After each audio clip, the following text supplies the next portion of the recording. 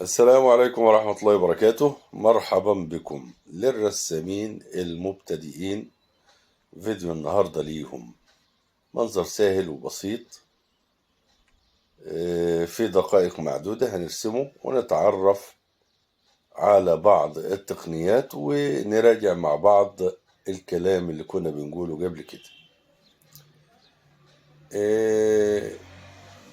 البعيد بالألوان الضبابية كما تعودنا، هنرسم الأشياء البعيدة، وكلما اقتربنا كلما كانت الألوان أقوى.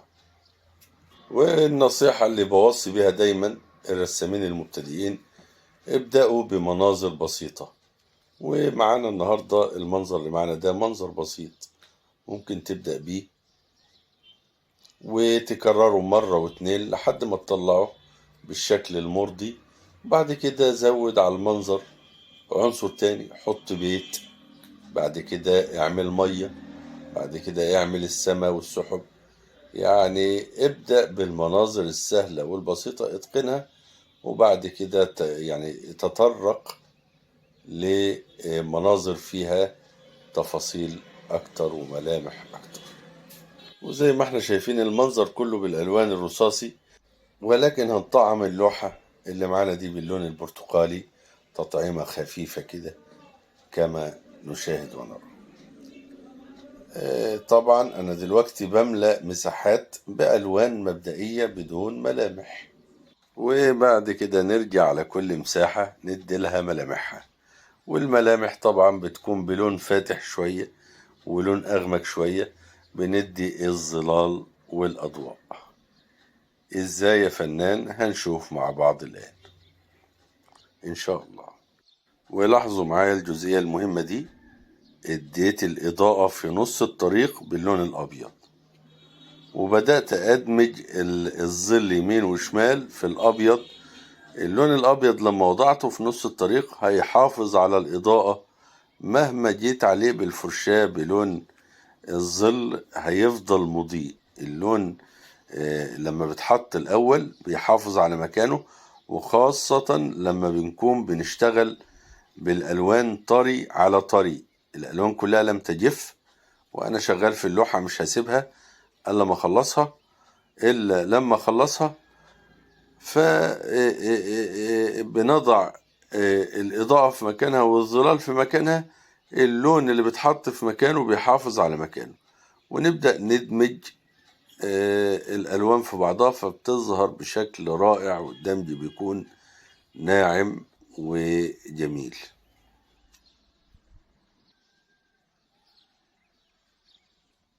بنكمل الخلفية باللون الرصاصي اللون الضبابي، وطبعا الملامح مش باينة، ولكن بنزود الظلال في بعض الأماكن والأضواء في بعض الأماكن، وكأنها أشياء بعيدة جدا مطموسة التفاصيل.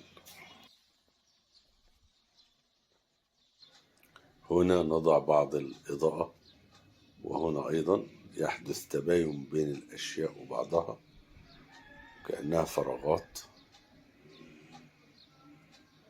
كما قلنا أشياء بعيدة ولكن تفاصيلها مطموسة.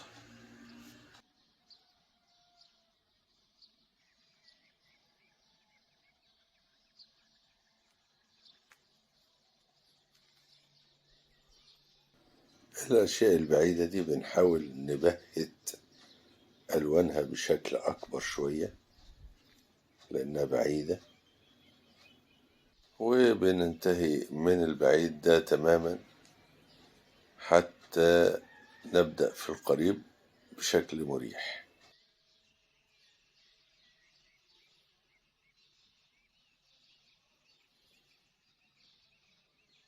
الأطراف المرتفعة في الجزئيتين دولت نحاول نهديهم أكتر، ونتوه الأطراف العليا دي في السماء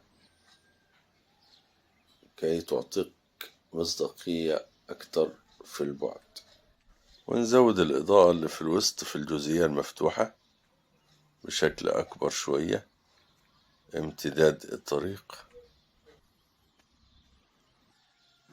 ونترك الجزئية دي ونشتغل في الجزئية البرتقالي ضربات بشكل غامق نسبيا، وبعد ذلك ضربات باللون الفاتح كما قلنا. الملامح أي بلون الظل والإضاءة.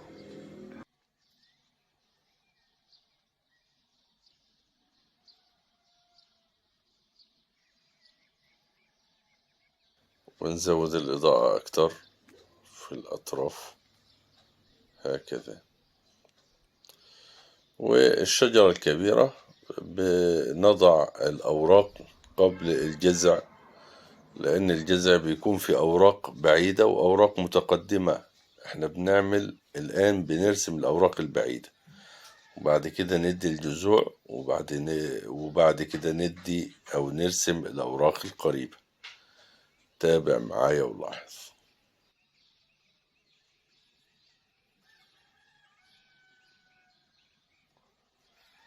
نرسم الشجرة بفروعها كي نضع عليها أوراق مرة أخرى، الأوراق القريبة كما قلنا، فتبدو هذه الفروع وكأنها في وسط الأوراق والأغصان.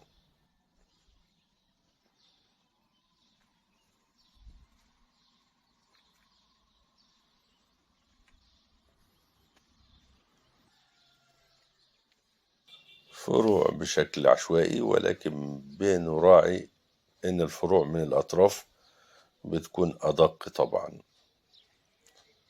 والأوراق بشكل مبدئي أوراق بظل سريع، ووضع الإضاءة على هذه الأوراق إن شاء الله، يعني هنرجع لها تاني.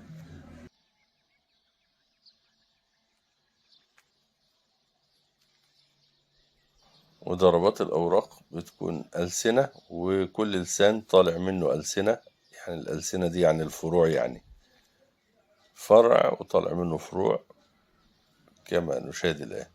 وخاصة في الأطراف، في المناطق اللي فيها تباين بين الأوراق والسماء بتكون الأوراق باينة، بتاخد بشكل أدق شوية فروع، ومتفرع منها فروع أخرى.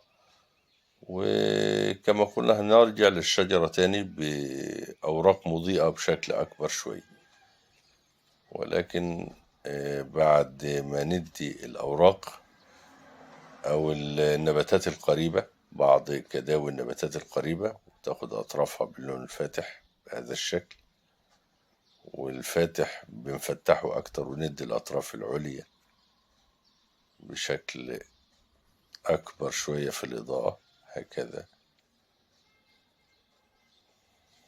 كي نرجع بعد ذلك للشجرة مرة أخرى نضع لها أضواء ونحدث بعض التباين في الأوراق.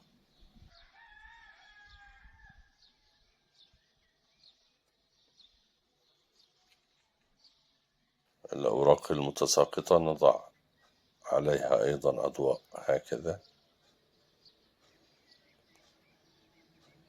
وبعض الأضواء الزيادة في الأطراف بهذا الشكل. أصدقائي ومشاهدي في كل مكان، بارك الله فيكم وحفظكم. كل التحية والتقدير لكم. ما تنسوش وضع الإعجاب دعما لهذا الجهد وهذا العمل. حفظكم الله ورعاكم. شكرا جزيلا.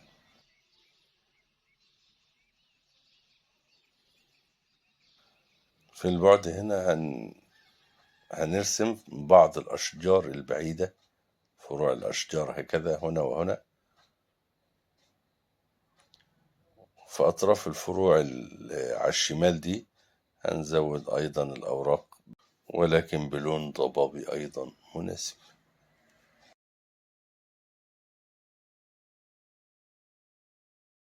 ونرجع للشجرة ولأغصان الشجرة القريبة، نضع الأضواء الأعلى على الإطلاق والتباين في الأوراق لتنتهي هذه اللوحة وهذه الرسمة السهلة. جربوا وابدأوا برسمة سهلة زي دي الرسامين المبتدئين، وشوفوا النتيجة وشوفوا ايه اللي بيحصل، وكرر مرة واتنين وما تحبطش وما تيأسش، وإن شاء الله توصلوا، وإن شاء الله ربنا يوفقكم جميعا. وفي الختام دعواتي لكم جميعا بالتوفيق والنجاح والتيسير، اللهم امين يا رب العالمين. وعلى امل لقاء بكم ومنظر جديد ومعلومات جديدة في عالم الرسم والفن التشكيلي. لكم مني اطيب المنى واسمى الدعوات، والسلام عليكم ورحمة الله تعالى وبركاته.